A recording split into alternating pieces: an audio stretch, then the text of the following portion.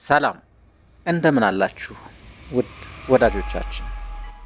ይህ ቻናል ቆየት ያሉና የአስተሳሰብ ለውጥ ያመጣሉ ብሎ ያመነባቸውን እንዲሁም የአስተሳሰብ ለውጥ ማምጣት እየቻሉ በተገቢው አልተነበቡም ብሎ የሚያስባቸውን መጽሐፍት በትረካ መልኩ ይዞ ይቀርባል።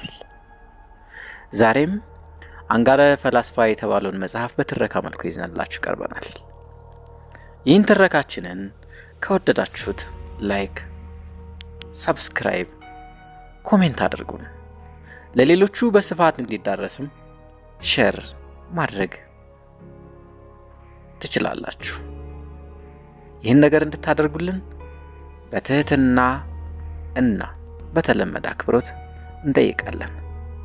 አሁን ወደ መጽሐፉ ትረካ እንገባለን። አንጋረ ፈላስፋ ምዕራፍ 1።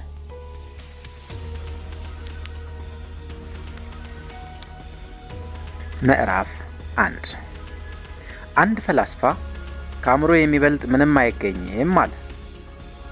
ነገስታቱ በሕዝብ ላይ ይፈርዳሉ፣ እንደዚሁም አዋቂዎቹ በነገስታቱ ላይ ይፈርዳሉ። አግኝቶ ሳለና ሲቻለው የማይበድል ሰው ፍጹም ነው። ይዋል ይደር ሳይል በጎውን ነገር ለማድረግ የሚፋጠን ሰው ብልህ አዋቂ ነው።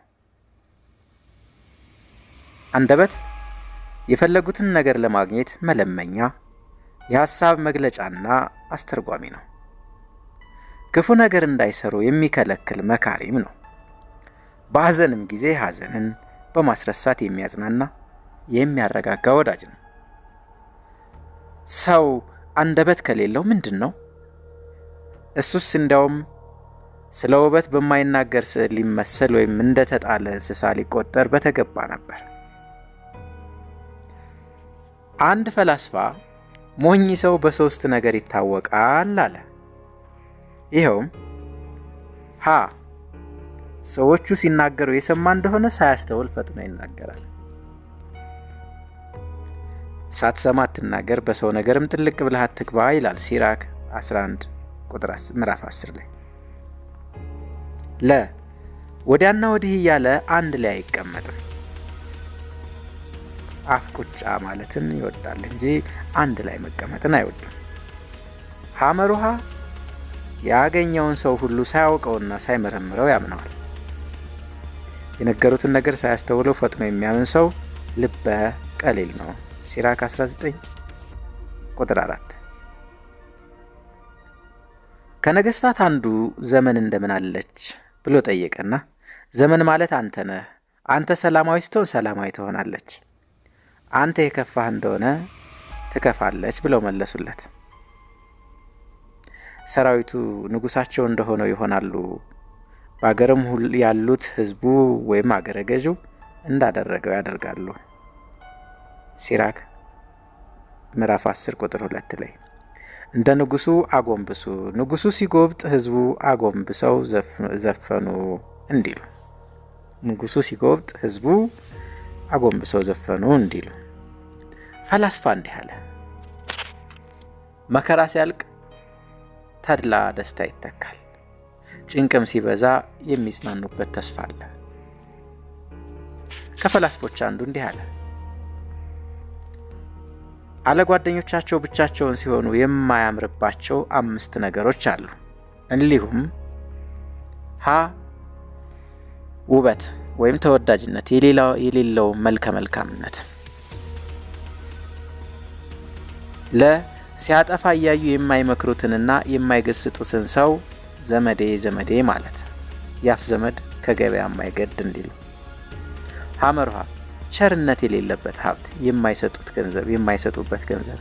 መ ጉልበት ሳይኖር መመካት። ሰ ስምምነት የሌለበት ትጋት ናቸው። ፈላስፋ እንዲህ አለ፣ ምስጢርህን አንተ ታስረዋለህ፣ ከልብህ አውጥተህ ባፍህ ያወጣኸው እንደሆነ ግን አሳርህ እሱ ነው፣ እሱ ይሆናል። አንዱን ሰው ሰርቶ ቀጥቶ ያሳደገህ ማን ነው ቢሉት የሰነፎችን ስንፍና አይቼ በገዛ እጄ የተሰራው ተቀጣሁ፣ ከእርሷም ወይም ከስንፍና ራቅኩ አለ። አዋቂ ሰው አጥፊ ሲፈርድበት አይቶ ይታረማል፣ ሰነፎች ግን ሲያልፉም ተዋረዱ። ከብልህ ሰው 3 ነገሮች ይገኛሉ። እነዚሁም ለሰው ሁሉ ቸር አዛኝ መሆን፣ ለሰው ሁሉ ቸር አዛኝ መሆን፣ ለበዛም ማነሰ በሰጡት አመስጋኝ መሆን፣ በሰው ነገር ጥልቅ ብሎ አለመግባት ናቸው። ከሁለቱ ይልቅ ይህ 3ኛው ይበልጣል። ከፈላስፎች አንዱ እንዲህ አለ፣ ፍጻሜ ያማረለት ሰው እግዚአብሔር በዚህ ዓለም በወዳኛውም ዓለሙን ያሳምርለታል። ልበቅን ለሆነ ሰው እግዚአብሔር ስራውን ሁሉ ያቃንለታል፣ ያከናውንለታል። እግዚአብሔርና እሱን የሚያገናኝ ስራ የሰራ እንደሆነ እግዚአብሔር በእርሱም ዘንድ በሰውም ዘንድ የተወደደ ያደርገዋል። አንድ ሰው አንዱን ፈላስፋ ፈረስን በመጋለብ ብማር ትወዳለህን ቢለው ይህ ጊዜ ያንተ ጊዜ ነውና እፈቀደ ብታውለው መብቱ ያንተ ነው አለው።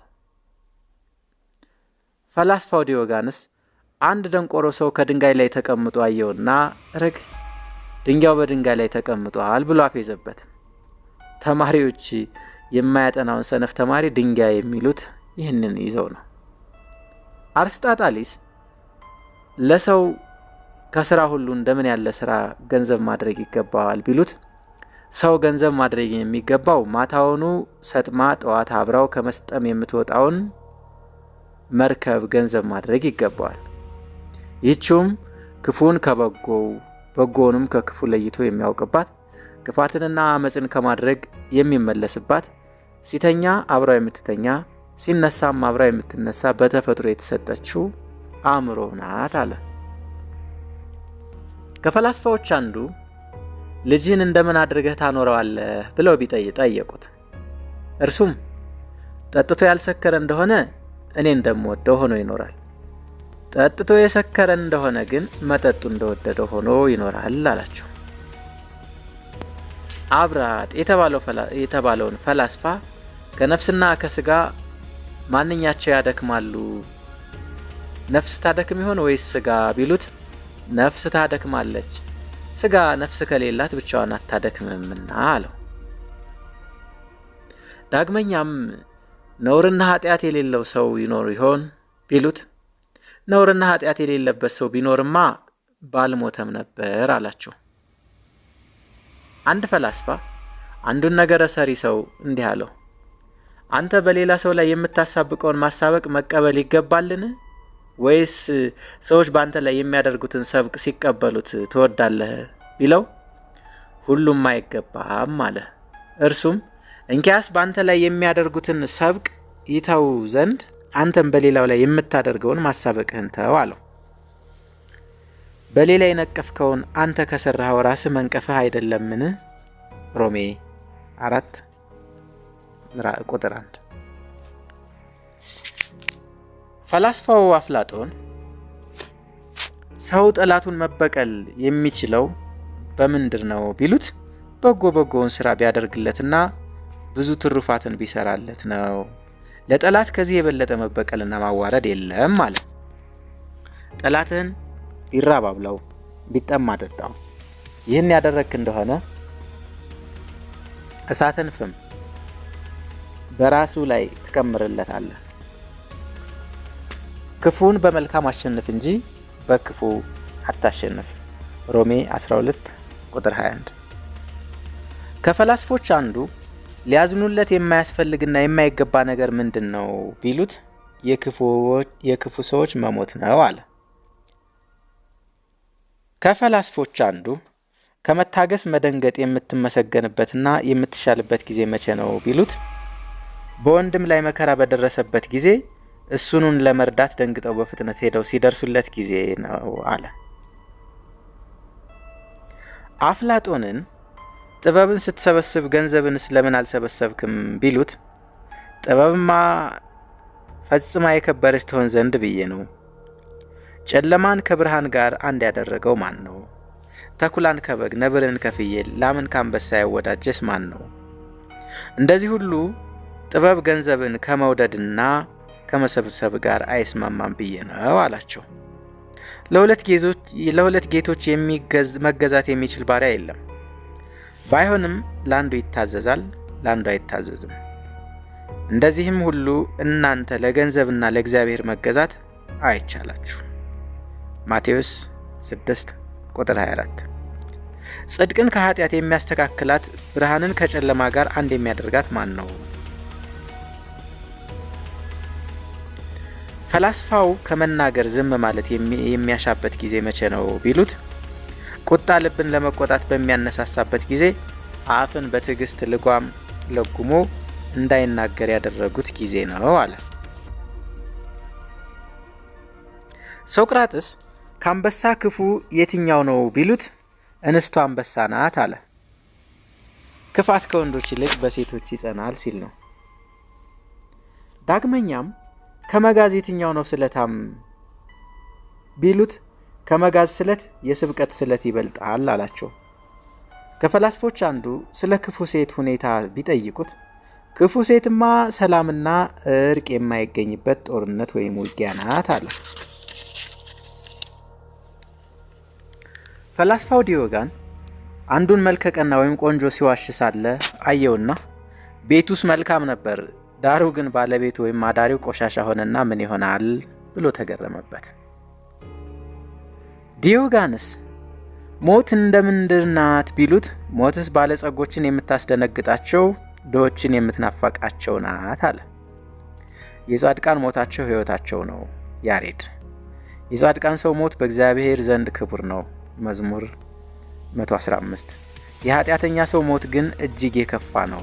መዝሙር 33። አንድ ባለጸጋ ዲዮጋንስን ጋብዞ ወደ ቤቱ ወስዶታል። ባለጸጋው ምን የመሳሰለ ነጭ ሐር ለባብሶ ተሸላልሞ ሲኩነሰነስ ባየው ጊዜ ለካ ይህስ ተሰርቶ ተቀጥቶ ያላደገ ባለጌ ኖሯል። ተሰርቶ ተቀጥቶ ያላደገ ባለጌ መሆኑን አወቀውና ግራና ቀኙን ተመልክቶ ሲያበቃ ከባለጸጋው በቀር እንትፍ የሚልበት ቦታ ቢያጣ ከፊቱ ላይ እንትፍ አለበት። ባለጊዜው ባለጸጋ በጣም ተናደደና ለምን እፊቴ ላይ እንትፍ አልክብኝ ብሎ ተቆጣው። ዲዮጋንስም ሰው ሆኖ በመጥፎና በቆሻሻ ቦታ ላይ ምራቁን እንትፍ ይል ዘንድ አይገባውም። እኔም በቤትህ ውስጥ ግራና ቀኝ ብመለከት ካንተው ብቻ በቀር ጥዳት ያለበትን ቦታ አላገኘሁበትምና ስለዚህ ነው አለው። ፈላስፋው ግን እንዲህ ማለቱ ነበር፣ ቤትህስ መልካም ነው፣ አንተ ግን አእምሮ ያጣህ ያልተቀጣህ ያልተገሰጽክ ባለጌ ነህ ማለቱ ነበር። እንዲሁም አንዲት ልጃገረድ ባሪያ ጥበብን ስትማራያትና ይህችስ የሚወለውሏትና የሚሰነግሏት ሾተል ለማን ትሆን ብሎ ተደነቀባት። ይኸውም በአጋር ይታወቃል። ምሳሌ 24። ከፈላስፎች አንዱ እንዲህ አለ፣ ሰው በመናገሩና በእውቀቱ ከእንስሳ የተለየና የከበረ ነው። ነገር ግን የማይናገርና የማያውቅ ከሆነ እንስሳ ወደ መሆን መመለሱ ነው።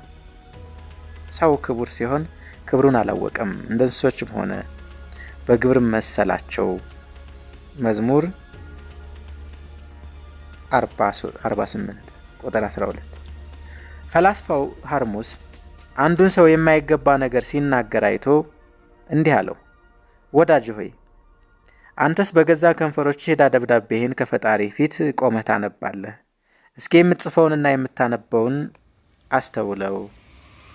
ፈጣሪህን መበደልህ ይቅርና እንዳንተ ባለ ፍጡር ላይ እንኳን እንደዚህ ያለ ክፉ ነገር ብትጽፍና ብታነብ አትፈራምን? ሁላችን ክርስቶስ በሚፈርድበት ዙፋን ፊት እንቆም ዘንድ አለንና። ከፈላስፎች አንዱ ሰው እንደምን አድርጎ ወደ ፈጣሪው ወደ እግዚአብሔር ፊት ይደርሳል ቢሉት እንዲህ አለ፣ በሕይወቱ ሳለ በጎ ሥራ ቢሰራ ነው። ሰው ከሀገሩ ወጥቶ ብዙ ጊዜ ከቆየ በኋላ ወደ ሀገሩ ተመልሶ ከሚስቱ ከልጆቹና ከዘመዶቹ ሲገናኝ ደስ እንደሚለው ሁሉ እንደዚሁም በሕይወቱ ሳለ በጎ ሥራ የሰራ ሰው ሲሞት ደስ እያለው ወደ ፈጣሪ ይደርሳል። በሕይወቱ ሳለ ክፉ ሥራ የሰራ ኃጢአተኛ ግን ጌታውን የበደለ ባሪያ እየፈራና እየተንቀጠቀጠ እንደሚቀርብ ሁሉ እንደዚሁ ባሪያ በመፍራትና በመንቀጥቀጥ ለመወቀስ ከፈጣሪው ፊት መቅረብ አይቀርበትም አለ። ማቴዎስ 24 48 21 51። እንዲሁም አንድ ሰው ባልንጀራውን ክፉኛ ሲሰድበው ሰማና ወዳጄ ሆይ የእግዚአብሔርን ስም የሚጠሩበትን አንደበት እንዲህ ያለውን ክፉ ነገር ሊናገሩበት ይገባልን አለው። በእርሷ እግዚአብሔር አብን እንባርከዋለን፣ በእርሷም በእግዚአብሔር አርአያ የተፈጠረ ሰውን እንረግመዋለን። ወንድሞቼ ሆይ ከአንድ አፍ በረከትና መርገም ይወጣ ዘንድ አይገባም። ያዕቆብ 3 ከቁጥር 9 እስከ 10። ዓለምን የተወ ወይም የናቀ አንዱን ፈላስፋ ዓለምን የተውክ የናቅ ስለምን ነው ቢሉት ከእርሷ በግድ የምንለይ መሆኔን ስለተረዳሁ ሳልወድ በግድ ከመለየት በፍቃዴ ከእሷ መለየትን ወደድሁ አላቸው። ዓለም ባይንቋትም እሷ ሳትንቃት ቀርምና ሳትቀደም ቢቀድሟት የበለጠ ነው። ምዕራፍ 2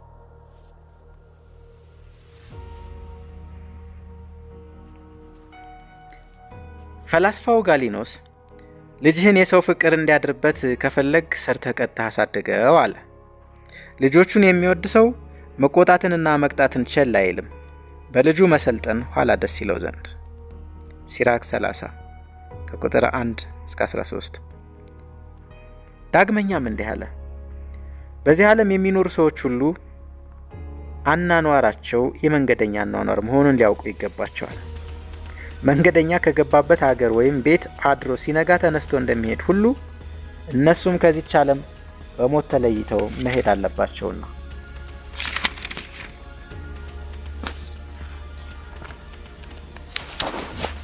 በዚህ በስጋቸው አድሮ ያጅ እንደሆናችሁ ታውቃላችሁ፣ ከስጋችሁ ተለይታችሁ ወደ ጌታችሁ ትሄዳላችሁና። ሁለተኛ ቆሮንቶስ ምዕራፍ 5 ከቁጥር 6 እስከ 7። እንዲሁም አዋቂ ሰው ይነቅፉት ዘንድ በሚነቅፉት ገንዘብ እሱን የሚነቅፉበትን ሥራ ምንም አይሰራም። ራሱ የሚመሰገንበት ቅን ሥራ ይሰራል እንጂ ማንም ማን አያማውም አያዋርደውም፣ ምስጢሩንም ማንም አያወጣበትም። እሱን ሲነቅፍና ሲያማ የሚሰማውን ሰዎች ስሜቱን አያስጨርሱትም፣ ነገሩን ያስተባብሉበታል። እሱን ሲያዋርድ ቢገኝ እገሌ እንዲህ አያደርግም ውሸትህ ነው ብለው ያሳፍሩታል፣ ያዋርዱታል እንጂ። ፈላስፋው ሶልስ ሰውን የሚያከፋፋውና የሚያስነውረው ነገር ምንድነው ቢሉት በራሱ ላይ ያለውን ነውር እያወቀ የማይመለስና የማይታረም ሲሆን ነው። በልብ ሊይዙት የማይገባውን ክፉ ነገር አጣፍጦ ይዞ ሲገኝ ነው አላቸው። አንድ ፈላስፋ የእውቀት ማከማቻ ወይም መገኛ ልብ ነው እንጂ ሪቅ ወይም ጎተራ አይደለም ይል ነበር። ሰው የሚገመተው በእውቀቱ እንጂ በአካሉ ግዙፍነት አይደለም ማለቱ ነው። አንድ ፈላስፋ ልጁን እንዲህ እያለ ይመክረው ነበር፣ ልጄ ሆይ ከሚመክሩና ከሚገስጹ ሰዎች ጋር መኖርንና ከአዋቂዎች ጋር መነጋገርን ውደድ። አዋቂዎችን ጠይቃቸው፣ ወንድምነታቸውን ክብር ነው። ከነሱ ጋር አብሮ መኖርም ሀብት ነው። እነሱን መከተል ሰላምና ጸጥታ ነው። ቅንነት ግን በተለይ የነፍስ ሕይወት ናት። ከልብህ ጋር የዋለ ብልህ እንዲሉ፣ ከብልህ ጋር የዋለ ብልህ እንዲሉ። ፈላስፋ እንዲህ አለ፣ ሰው በጎውን ሥራ ሰርቶ ካልፈጸመና የተሰጠውን ምክርና ተግሳጽ አጽንቶ ካልያዘ በእውቀት ፍጹም አይባልም። በጎውን ሥራ ሁሉ ሰርቶ ከፈጸመና ተግሳጽንና ምክርን አጽንቶ ከያዘ ግን ቁጣውን ያሸነፈ ፍጹም እውቀት ያለው ነው ለማለት ይቻላል። ዳግመኛ የመከራን ፈተና ያላወቀውን ሰው ዓለምን ከጉዳትና ከጥፋት ታደርሰዋለች። ፈላስፋ እንዲህ አለ፣ በጎ ሥራ ከመስራት የተሻለ ነገር ምንም አይገኝም። ምስጢርህን አውቆ አበድ ለሆነ ሰው አትግለጥ። አውቆ አበድ ሰው ያበደ መስሎ ምስጢርህን ያወጣብህና ከጉዳት ያደርሰሃል። ደንቆሮ ግን አድብቶ ቆይቶ ይገድልሃል። ከመናገር ይልቅ አለመናገር ወርቅ ነው። ያምርብኛል ብሎ ከመናገር ይከፋብኛል ብሎ መተው ይሻላል እንዲሉ። ከሰነፍ ሽማግሌ ብልህና አስተዋይ ወጣት ይሻላል። ከሰነፍ ረዳት ብልህ ተቃዋሚ ይበልጣል። ብልህ ይግደለኝ ይላል ያገራችን ሰው። የወዳጅ ጠላት ካለ ዘንድ ልብ አያርፍም። ልጆቹ ወንድሞቹና ዘመዶቹም ቢሆኑ እንኳን አያምኑትም። ከጠላቴ ራሴ እጠበቃለሁ፣ ከወዳጅ ጠላት ግን አንተ ጠብቀኝ እንዲሉ ሲራክ 19። ክፉ ፈተና በደረሰብህ ጊዜ ሰውነትህም እረፍትን እንድታገኝ ትዕግስትን ገንዘብ ማድረግ ያሻል። ትዕግስቱን ያዘወተረ እሱ ይድናል። ማቴዎስ ምዕራፍ 24 ቁጥር 13። ፈላስፋ እንዲህ አለ፣ ጠላቶችህም ቢሆኑ ወዳጆችህም ቢሆኑ ጥበባቸውን እንድትይዝ ከጥበበኞችና ከአዋቂዎች ጋር መኖርን ውደድ። ከትልቅ ሰው ተወልጃለሁና ጨዋ ነኝ ከማለት ይልቅ ተሰርቼ ተቆጥቼ ያደግኩ ነኝ ማለት የበለጠ ያኮራል፣ ያስከብራል። ተሰርቶ ተቀጥቶ ማደግ ዕውቀትን ያወርሳል፣ ዕውቀትም ወዳጆችን ያበዛልና። ኃጢአተኛውንና አመፀኛውን የሚያከብር ሰው በግብሩም መሰለው። የክፉ ሰው ክፋትን በጎ ነገርን አስመስሎ የሚያወጋ ሰው የአመፅ ምንጭ በሆነችው በዚህች ዓለም እርሱ የሚሰራውን ኃጢአት ሁሉ እርሱ ራሱም ሰራው ያሰኘዋልና። ሰምንና ሙጫን የያዘ ሰው እጁን ጨምዶ ይይዘዋል። ትዕቢተኛውንም ወዳጅ ያደረገ ሰው እንደሱ ትዕቢተኛ ይሆናል። ሲራክ 13 ቁጥር 1። የወደድከውን ተከተል አንተ ከርሱ ትለያለህና፣ የወደድከውን አድርግ አንተ ታገኘዋለህና። ልታደርግ የወደድከውን ለነገ አትበል።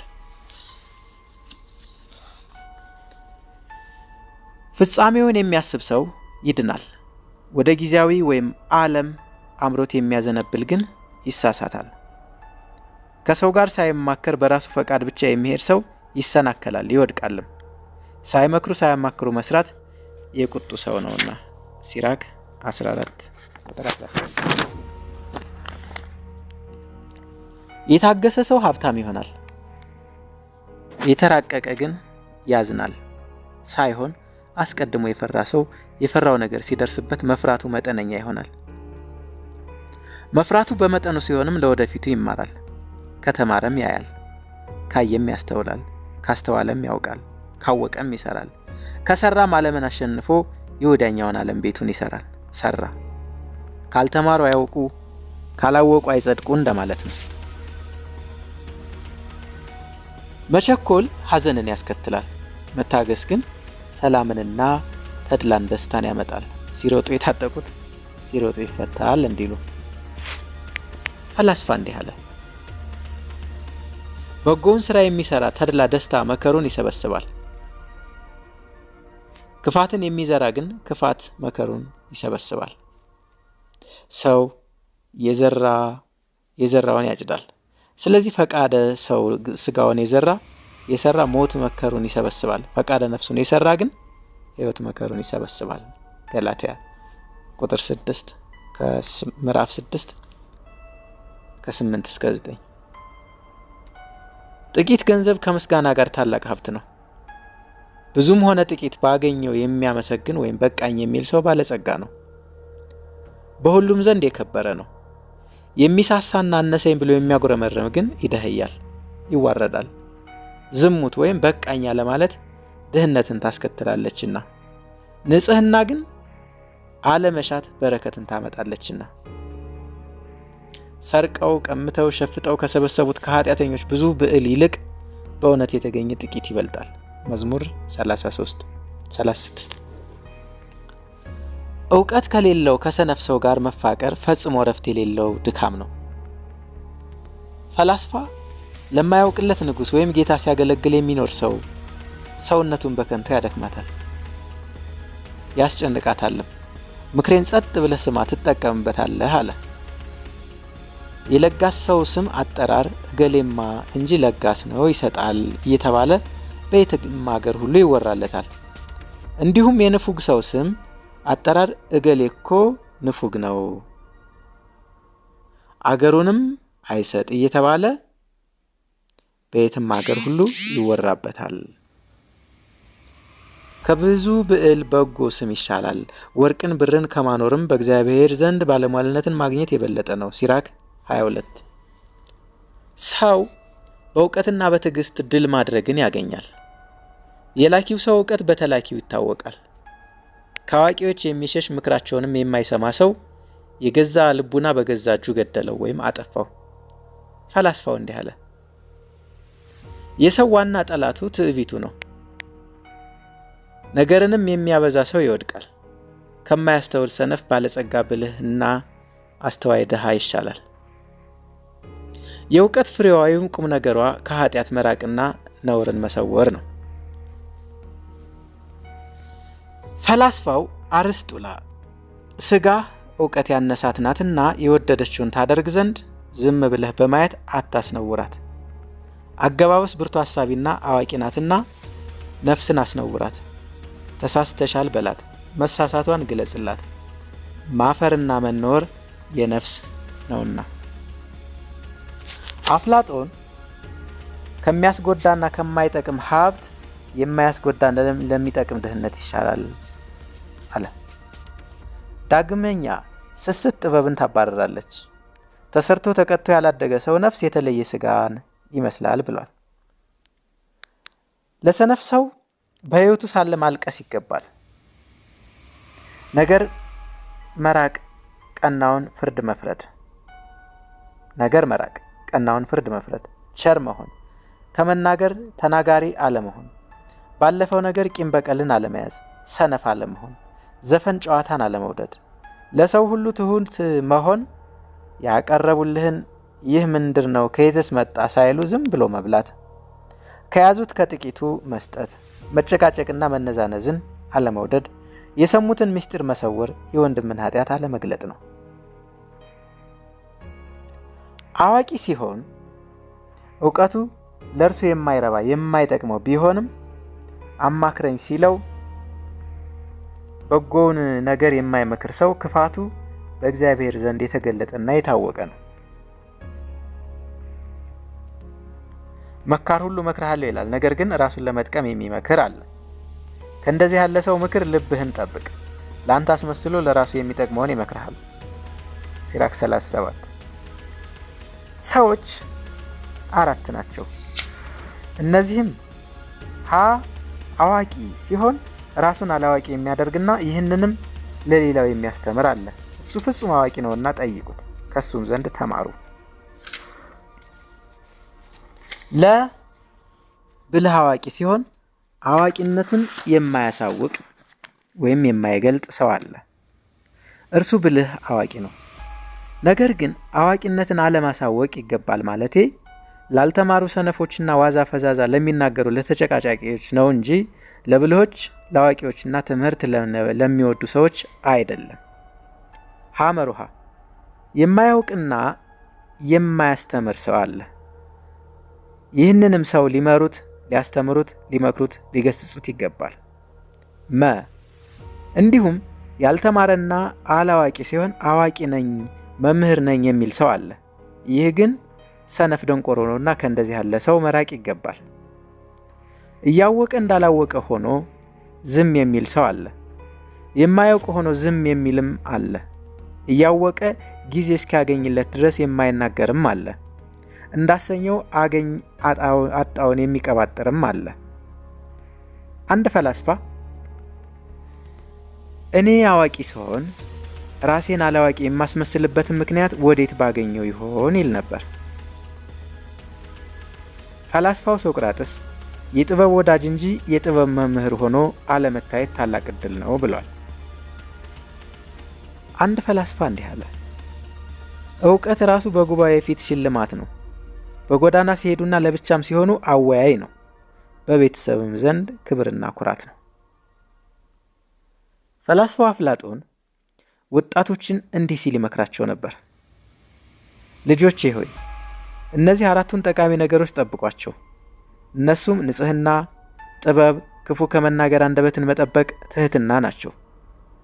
ሰው እንደምን አድርጎ ነው ሰዎቹን ወዳጁ ማድረግ የሚችለው ብለው ቢጠይቁት ፈላስፋው ሲመጡ ፊቱን አብርቶና አክብሮ በመቀበል ሲለዩትም በፍቅር በመሸኘት በሌሉበትም ጊዜ ስማቸውን በበጎ አነሳስ በማስታወስ ወዳጆች በሚበዙበት እንደዚህ በመሳሰለው ነገር ነው አላቸው።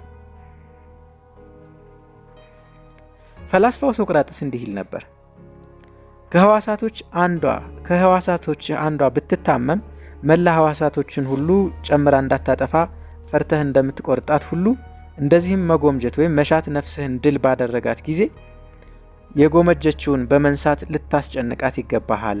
መሻትና ምኞት የልብ ጠላቶች ናቸውና።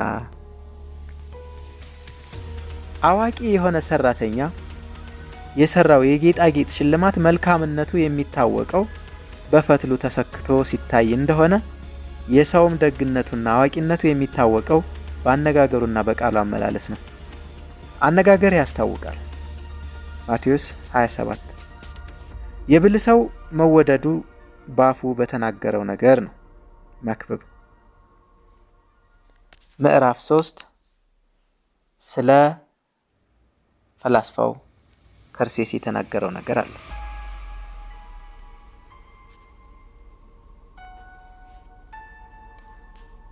ፈላስፋው ከርሴስ የተናገረው ነገር አለ። እሱም ሰውነቱን በንጽህና ይዟት ይኖር ነበር። ሲተኛ ቀኝ እጁን ካፉ ግራ እጁን ከእምብርቱ ላይ ጫን አድርጎ ይተኛ ነበር። እንዲህም ማድረጉ ከሁለት ጠላቶቹ ይጠበቅ ዘንድ ነው። እነርሱም አፍና ብልት ወይም አባላዘር ናቸው። አፉን ከመናገር የሚጠብቅ ሰው ሰውነቱን ከመከራ እንዳደራ ይጠብቃታል ይላል ምሳሌ 24 ቁጥር 23።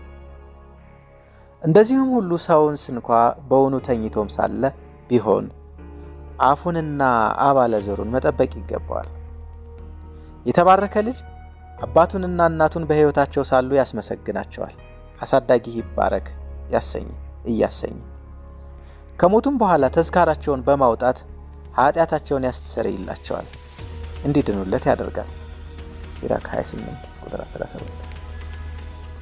ባልንጀራውን የሚያሳዝን ሰው እሱንም ማንም አያሳዝነውም። የሰውን ኃጢአት የሚሰውር ወይም የማይገልጥ እነሱም የራሱን ኃጢአት አይገልጡበትም አያስታውሱበትም። ገላትያ 6 ምዕራፍ 6 ቁጥር 5። ፈላስፋ እንዲህ አለ፣ ብዙ ድልብን ከማደለብ ይልቅ እውነተኛ ወንድማማችነት ይበልጣል። ወንድሞች በሰላም ጊዜ ሽልማት፣ በጸብ ጊዜም የጸብ መሳሪያ፣ በሕይወትም እስካለህ ድረስ በጎ ረዳት ናቸውና። ብዙ ገንዘብ ያለው ይደፈራል፣ ብዙ ወንድም ያለው ይታፈራል። ፈላስፋ እንዲህ አለ፣ ተንኮለኛ አገልጋይህንና ክፉ ጎረቤትህን ራስህን ዝቅ አድርገህ ታገሳቸው። ይኸውም ትዕግስትህና ትህትናህ ያስከብርሃል እንጂ አያዋርድህም። ጠላትህ በላይህ ላይ እሳት እንዳይለቅብህ ጠላትነቱን አትግለጥበት። ማለቴ ጠላቴ ነው አትበል፣ ጠላቴ ነው አትበል፣ ጠላት እንዳይሆንብህ እንዲሉ።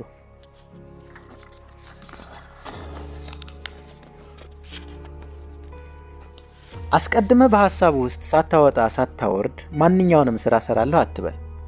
ብልህ ሰው ሲያስብ ሐሳቡ ክፉንና በጎን ለይቶ ያሳየዋል። ሐሳብ የልብ መስታወት ነውና የልብ ስራዋ ወዲያና ወዲህ በማለት መቅበዝበዝ ሳይኖርባት መጽናት ወይም መታገስ ነው። ፍሬዋም ሰላም ነው። የእውቀትም ስራዋ ማመስገን ሲሆን ፍሬዋ እረፍትና ሰላም ነው። ፈላስፋ አዋቂ ሰው ከጠላቱ የሰማውን ነገር አያምንም። ዳግመኛም በታደልክበት እድል አመስግን እንጂ ላታገኝ አጣሁ ተቸገርኩ በማለት ራስህን ክብርህን አታዋርድ። የሀብት ራስ በቃኝ ብሎ ማመስገን ነው። የድህነትም ራስ አጣሁ ተቸገርኩ እያሉ ማጉረምረምና ራስን ማዋረድ ነውና አለ። ላያገኙበት ሰው አጣሁ ተቸገርኩ ማለት ትርፉ ውርደት ነውና። ከፈላስፎች አንዱ እንዲህ አለ፣ ብዙ ጊዜ ደጅ አስጠንቶ የሚሰጥ ሰው እጁ በንፍገት የታሰረ ነው። ሳይለምኑ ታውቆ የሚሰጥ ግን እጁ በለጋስነት የተፈታ ነው። ብዙ ጊዜ ደጅ አስጠንቶ ብዙ ከሚሰጥ ደጅ ሳያስጠና ጥቂት የሚሰጥ ይሻላል ሲል ነው። ይሁን እንጂ በጎነትስ ማለት ሳይለምኑ ሰጥቶ ማስደሰት ነው። የተሰፋ መስጠትም መፈጸሙ እሰጥሃለሁ ብሎ ከመናገር በፊት ነው አለ። የተስፋ መስጠትም መፈጸሙ እሰጥሃለሁ ብሎ ከመናገር በፊት ነው አለ። ፈላስፋ ልጅህን ሰርተህ ቀጥተህ አሳድገው፣ የምጽዋትንም ጠቃሚነት አስተምረው ብሏል። እናንተ እንዲርባችሁ እንዲጠማችሁ ሌላውም ይርበው ይጠማዋል ብላችሁ አስተምራቸው ሲለው ነው። ከአንዱ ሀገር ወደ አንዱ ሀገር የሚሄድ ሰው ግማሽ ሰውነቱ ወደ ሄደበት ሀገር ሲሄድ ግማሽ ሰውነቱ በአንዱ ሀገር ይቀራልን? አይቀርም። ፍጹም ፍቅር ልክ እንደዚህ ነው። የሁለቱ ወዳጆች ፍቅር ፍጹም ከሆነ አንደኛው ወደ ሌላ ሀገር ሲሄድ በልቡ ውስጥ ይዞት ይሄዳል። ቀሪውም እንዲሁ ወደ ሌላ ሀገር የሄደውን ወዳጁን በልቡ ውስጥ ያስቀረዋል። ፍጹም ፍቅር ካለ ስጋዊንና መንፈሳዊን ያደርጋልና። ስጋ ቢለያዩ በመንፈስ መለያየት የለም። በስጋዬ ከእናንተ ዘንድ ባልኖር በመንፈሴ በልቦናዬ ከእናንተ ዘንድ አለሁ። ከፈላስፎች አንዱ ለሮሙ ንጉሥ እንዲህ አለው፣ ወይን ጠጅ መጠጣት መልካም ነው። በብርሌ በብርጭቆ ሆኖ ጸርቶ ሲያዩትም ለዓይን አስደሳች ነው። መዓዛውም ለአፍንጫ መልካም ነው፣ ለአፍም ጣፋጭ ነው። እንደዚህም ሁሉ ታማኝ ወዳጅ ለወዳጁ ደስታ ነው፣ ደስ ያሰኘዋል። ጠጅ ሲጠጡት ይጣፍጣል፣ ሲያዩት ደስ ያሰኛል። ይሁን እንጂ ለጊዜው ብቻ ነው። ታማኝ ወዳጅ ግን ትዝታው ለሁል ጊዜ ከልብ አይጠፋም። ስም አጠራሩም ከአፍ አይለይም። የመልኩም ደምግባት ከዓይን አይሰወርም። ንጉሡ የልብ ትዝታ ከመታወቅ ነፃ የሚሆነውና ጸጥታን የሚያገኘው በምንድን ነው ቢለው፣ ፈላስፋው መልስ ሲሰጥ ሁልጊዜ ሞትን በማሰብ እግዚአብሔርን በመፍራትና በማመን ነው። እንዲሁም ከታማኝና ከሚያጽናና ወዳጅ ጋር በመወያየትና በመዝናናት ይዘነጋል፣ ይረሳል አለው። ፈላስፋ እንዲህ አለ፣ የሰካራም ሰው ልብ እያደረ ይቀነሳል፣ እብድነቱም እያደረ ይብሳል። ሰካራም ሰው በአመፀኛ ንጉሥ ይመሰላል። ለክቶና መጥኖ የሚጠጣ ሰው ግን በደገኛው ንጉሥ ይመሰላል። እንዲሁም መጠጥ በጠራ ዘይት ውስጥ ሆኖ ሳያጭበረብር የሚያበራ መብራት ደስ እንደሚያሰኝ ደስ ያሰኛል። የደፈረሰ መጠጥ ልብን ያደፈርሳል፣ ሰውነትን ያፈርሳል፣ አንጀትን ይጠብሳል፣ ያቆስለዋል፣ ሆድን ይነፋል። ሲራክ 34:25-26። ዳግመኛ እስኪ የምግብን ነገር ንገረኝ አለውና ፈላስፋው የምግብ አይነቱ ብዙ ነው፣ ልዩ ልዩ ነው። እንዳውም እኔስ ከሰው ምግቡ ይበዛል እላለሁ። ስንኳን በልቶ አስቦም አይደርሳቸውም። ከተናገርኳቸው ነገሮች ሁሉ ይህ ቃል ይከብዳል። የሥጋውንና የመንፈሳውያንን እረፍትና ጸጥታም ይህ ነው አለው። ልብ ፍጹም የሚሆነው በምንድን ነው ቢለው፣ ፈላስፋው ሰው አቅሙ ያልሆነውን አደርጋለሁ ከማለት ይልቅ አቅሙን አውቆ ቢሰራና በዚያው ጸንቶ ሲኖር ነው አለው። ጥበብ የምትመሰገንበት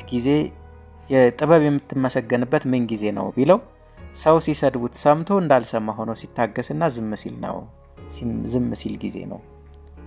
ሲሰድብህ የመለስክለት እንደሆነ ግን ቁጭቱ እንዲወጣለት በማድረግህ ፈወስከው ማለት ነው። ልጅ ሆይ እንደሱ እንዳትሆን ለሰነፍ ሰው እንደ ስንፍናው አትመልስለት። ተግሳጽ። ነገር ግን ሲሰድብህ ሳለ ዝም በልና ይሄው ዝምታ ራሱ ይፈርድበታል፣ ይከብደዋል። የሚያደርገው ቢቸግረው ብቻውን ሆኖ ይለፈልፋል፣ ያጭበረብራል። ገንዘብ የሚመሰገነውና የሚበረክተው ምን ጊዜ ነው ቢለው፣ ሲሰጡለትና ሲመጸውቱለት ጊዜ ነው አለው። 2 ቆሮንቶስ 9-10። ከነገስታት ወገን በደግነት በኩል የሚመሰገነውና በጥበብ የሚበልጠው ማን ነው ቢለው፣ ሲቻል አመፀኞችን የሚምር የአመፀኞች ተንኮል የማያውቅበት አስተዋይነትና ብልህነት ያለው ወገኖቹን እውነተኛ በሆነ ፍርድና በቅን አገዛዝ የሚገዛና የሚያስተዳድር ነው አለው። እውነት ፍርድን የሚፈርድ ንጉሥ መንበረ መንግስቱ ለዘላለም ጸንቶ ይኖራል። ከነገስታት አንዱ ፈላስፋውን ሊያስመሰግነኝ የሚችል ነገር ምንድን ነው ቢለው፣ የማትነፍክ ሰጭ ለጋስ ብትሆን ነው አለው። የመስጠት መልካምነቱና ተወዳጅነቱ ምንድን ነው ቢለው፣ ዋለ ደርስ ሳይሉና ብዙ ጊዜ ደጅ ሳያስጠኑ መስጠት ነው አለው። ንጉሱ ፈላስፋውን ብልህ አስተዋይ የሚያደርገኝን ዓለሞችንና ተድላ ደስታዬን አንድ ቅድሚያ የሚያደርገኝ ምን ምክር እስኪ ምከረኝ ቢለው፣ ፈራሽ በስባሽ ፍጥረት መሆንህንና ባህሪ ደካማ መሆንህን አስብ። ቀድሞ ከመንገስህ በፊት የነበርክበትንና ዛሬ ያለህበትን አስበህ ወደፊት በፍጻሜ ዘመን የምትኖርበትንና የምትሆንበትን አስብ። ይህን ያደረግክ እንደሆነ ሰውነትህ ባንተ ዘንድ እየተናቀች ወራዳ ትሆናለች። ራስህን በማዋረድ ልቡናህ በእውቀት የተበጀ በጥበብ የደረጀ በክብር የተቀናጀ ሆኖ አእምሮህንና ጥበብን የተመላ ትሆናለህ ብሎታል። ዳግመኛም ያለፈውን ዘመን ሁኔታ እና በዚያን ጊዜ የነበሩትን ሰዎች ጠባይና ሁኔታ ተርክልኝ ቢለው ፈላስፋው እንደዚህ አለው። ያለፈው ዘመን ሁኔታ ጠይቄ እንደተረዳሁት ወንድም ወንድሙን ያሳዝነው ነበር። አንዱም አንዱን ያማውና ያስነውረው ነበር። ስለዚህ የሰው ልጅ ጠባይ እንደ እንስሳ ጠባይ ሆኖ አገኘ ነው። ሰው ሲባል ውስጣዊ ልቡናው ነው እንጂ አፋዊ ሰውነቱ እንዳልሆነ ተነግሯል። ፈረንጆቹ አካሉን ሳይሆን ሰውየውን አሳየኝ ብለው ይተርታሉ። እንዲሁም ሰዎች አባቶቻቸውን ስም በመጥራትና በማስጠራት ሲከብሩና ሲመሰገኑ አግኝተናቸዋል። ይሁን እንጂ መክበራቸው የአባቶቻቸውን ስም በመጥራትና በማስጠራት ብቻ አይደለም፣ ከአባቶቻቸው የወረሱትን መልካምና የተመሰገነውን ጠባይ ገንዘብ በማድረጋቸው ነው አለ። ፈላስፋ 3 ነገሮች የያዘ ሰው ፍጹም ይባላል። እነርሱም ማስተዋል፣ ማወቅ፣ ሃይማኖት ናቸው። እኒህ 3ቱ በዓለም ለመኖር ክብር ሲሆኑ ልቡና ወይም ማስተዋል ለስጋ ገዥዋ ነው። አእምሮ ወይም ማወቅ መሪዋ ነው። ሃይማኖትም ብርሃኗ ነው። ፊታጎረስ የተባለ ፈላስፋ የልብ ጾታ አይነቱ 2 ነው። እሱም አድራጊና ተደራጊ መሆን ሲሆን አድራጊ ማለት ክፉን ከበጎው በጎንም ከክፉ ለይቶ የሚያስብ አእምሮ ነው። ተደራጊ የተባለም ራሱ ሐሳብ ነው አለ። ፈላስፋው ጋሊኖስ እንዲህ አለ። የስጋው ፍትወት አእምሮት የገዛችው የጸናችበትና ያሸነፈችው ሰው የተናቀና ወራዳ ነው። ፍትወት በሰውየው ላይ የሰለጠነች እንደሆነ ጠባዩ ልብ እንደሌላቸው እንደ እንስሶች ጠባይ ይሆናል።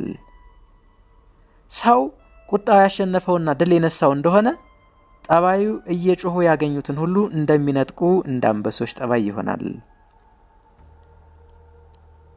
እግዚአብሔር አባታችን መንግስተ ሰማይ ርስታችን የምታሰኝና የከበረች መንፈሳዊ ኃይል ግን በሰውየው ላይ ያደረች እንደሆነ እንደ መላእክት ታደርገዋለች፣ ከነሱም ጋር ታስተካክለዋለች። ምድራዊ ሲሆን ሰማያዊ ታሰኘዋለች ማለት ነው።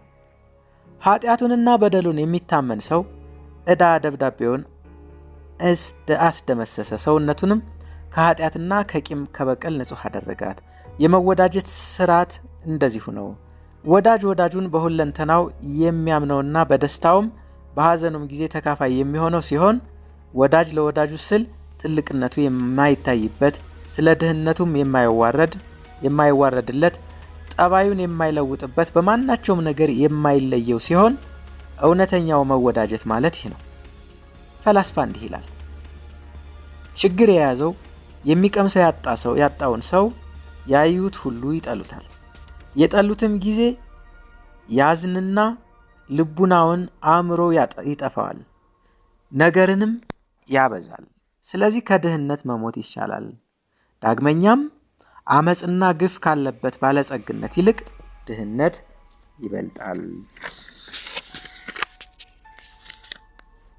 እንዲሁም በሐሰት ከመናገር የማይናገሩ ድዳ መሆን ይሻላል። የተደሰቱ ሰዎች ገና ከሩቅ ሲያዩዋቸው ደስ እንዳላቸው ይታወቃሉ። ልብ ደስ ሲለው ፊት ይበራል፣ ልብ ሲተክዝ ፊት ይጠቁራል። ምሳሌ 15 ቁጥር 13። ታማኝ ሰዎችም ታማኝነታቸው የሚታወቀው የወሰዱትን የተበደሩትን ገንዘብ ሲመልሱ ነው። ልጅና ዘመድም በችግር ጊዜና በሚፈለጉበት ጊዜ ይታወቃሉ። የወንድምነት ጠቃሚነቱ የሚታወቀው በችግርና በሐዘን ጊዜ ነው። ብልህ ሰው አስተዋይና ቅን ንጉስ በሌለበት ሀገር አይኖርም። ብልህ ሰው አስተዋይና ቅን ንጉስ በሌለበት ሀገር አይኖርም። እንዲሁም ባል ከሌላት ሴት ዘንድ አይደርስም። አእምሮ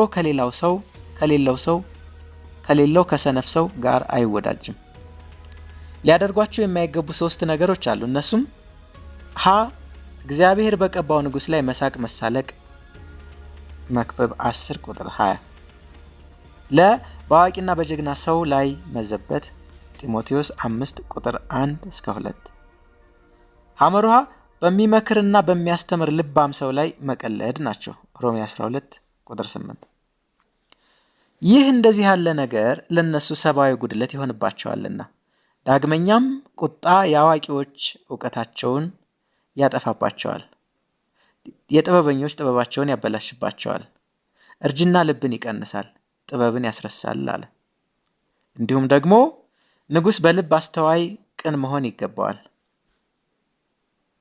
በህይወት እስካለም ድረስ ሲመሰገንና ሲመረቅ ከሞተም በኋላ መልካም ታሪኩ ሲነገርለትና በበጎ ስም አጠራር ሲወሳ ይኖር ዘንድ ወገኖቹን ወይም ህዝቡን በሰላማዊ አገዛዝ የገዛ ቅን ፍርድን እየፈረደ ማስተዳደር ይገባዋል።